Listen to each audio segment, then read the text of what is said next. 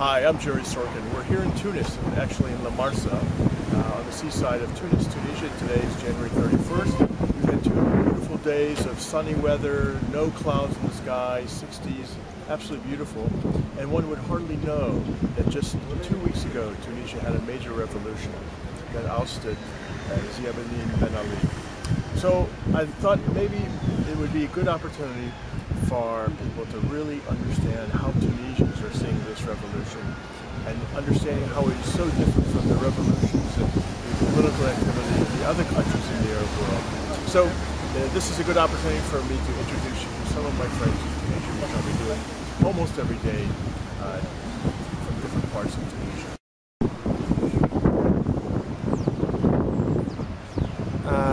Hi, I'm Akram Khalifa from Tunisia. I'm a university professor of literature, and I'm just Tunisian. So you've been through a lot here in the last 2 weeks in Tunisia. Where have you been? Have you traveled around the country during this period? Have you been able to get a pulse from people around Tunisia as to how they perceived the revolution, what their feelings have been since it took place?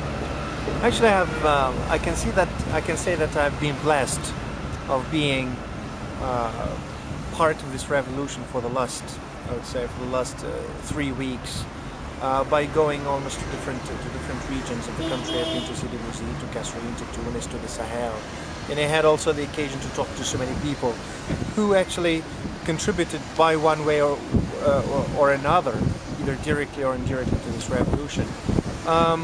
What I could say that, you know, this revolution that is taking place in Tunisia, I would say that it is very spontaneous, very it's very you know, exceptional, especially by its authenticity, by its uniqueness. To my knowledge, I've never heard of a similar revolution that took place anywhere in the world, in any part of the human history, that had the same actually that went through the same stages and led to the same outcomes. Well, prior to 2 weeks ago, most Americans knew nothing about Tunisia. Suddenly Tunisia was inundated with journalists who came from different parts of the Middle East or from Europe to cover. What do you think they captured that was correct, and what do you think they missed about the unique aspect of this that gave it made it a Tunisian revolution? Of course, you know, for what the older regime has been doing, part of what the older regime has been doing is actually having a very, I would say, it had a great negative effect on journalism, on media, how freedom of speech was undertaken in here and pushed in here. So, including the journalists who have been coming to Tunisia, they have not been given the right occasion actually to discover right Tunisia.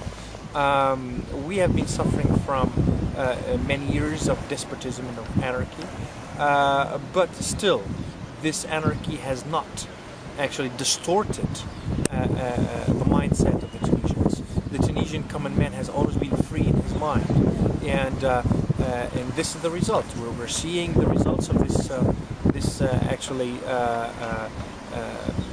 of what the regime has been doing, and people just, you know, reacted in a very spontaneous way to say no and no and no to this despotic regime, because they have been free in their minds. How would you compare and describe to people what happened the first 3 or 4 days of the revolution and the period, the week and a half since the revolution took place? We're now at January 31st. What has transpired in terms of going from chaos to what degree of normalcy would you say Tunisians are now facing? I would say that, you know, this is very normal actually. In the very first days of the revolution, starting from January the 14th, there is a great panic, both in the positive and the negative way. People were, nobody, I mean, till today, you know, when I think deep inside, you know, I couldn't believe it. I couldn't believe that this was happening and this took place. You know, people were so excited to the point that they thought that it was like a dream. But now with some distance, especially now that it's been like 2 weeks since the 14th of January, since the escape of former president. You see that people are dealing with the revolution with a certain distance, and also people are reasoning, people are debating, people are accepting actually each other's different point of view, and now the only purpose that brings all those political, social fractions together is what is next. People are just considering now how are we going to take this revolution further and make its results on political life like a way of life. You go downtown to the main boulevard Habib Bourguiba, for example, in Tunis, and you see those big debating groups. It's a great pleasure to see that, and I hope that this would become, as I said, a way of life. What do you say to those who are saying now there's a spread of there's going to be a spread of Islamic activity or radical activity? The door has been opened to let these people in, and there's a vacuum. How do you comment on that?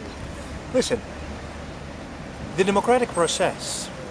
I mean, if you want it all, you lose it all, and you in the democratization process, there are elements that you cannot discard. You cannot exclude people. Whether you are from the right or from the left, from extreme right, from extreme left, whether you're Islamist, Marxist, nationalist, everybody is invited to contribute to this democratization process, including Ghanouchi, including what is known as Nahda. And I'm sure, let me be positive about this, I'm sure they have added value to bring to this democratization process. It's scary sometimes when you think of their agenda, but they're here and they have a word to say. What I can say that the Tunisian people, after 50 years of independence, after 50 years of working on human rights, on the rights of women, on modernization of Tunisia, nobody in Tunisia now is ready to lose all what they have acquired, and probably the most important of them are the Tunisian youth and the Tunisian women. So nobody could deny the existence of such Islamist groups, but I think they don't have an important place in the Tunisian society. You used the word scary just a moment ago. What do you think that means to Americans who might want to consider coming to Tunisia? Is this a place, the last 2 weeks, that is scary, that's dangerous? How do you think people will respond? I use the word scary because of all what the word Islamism and Islamic fundamentalism might have in the world collective mindset. Anybody anywhere in the world connects Islam today, Islamists today, with terrorism. The situation here is completely different. We do firmly refuse to compare ourselves and our culture and our way of viewing Islam to any other country, to any other way of viewing it in the Middle East, for example. Tunisians have always been very moderate and very relaxed about their faith and about Islam, etc. So such movement would not have an impact on the Tunisian way of life. The common Tunisian today is, as I said, is more into modernism, more into democracy, more into accepting the other, etc. So, and I want to tell our American friends, actually, Tunisia has not changed to the worst. It has changed towards the best. And those who came to Tunisia before January 14th, now they are going to see another facet of Tunisia, another beautiful facet of Tunisia. And in closing, what would you say about Tunisian character that gives you optimism for the future? As I said, throughout 3,000 years of history. The Tunisian has always been open and welcoming to visitors, to people who want to just settle down in here. Look at the history of Tunisia. Every single civilization and culture in the Mediterranean has contributed to the making of its own history. So we are great cherishers of peace. So anybody who's actually trying to take stability and peace of mind out of us is going to be excluded. So there is no scare, there is no risk of actually having Tunisia's face change to the worst. Well, we wish you lots of good luck and thank you for sharing with us.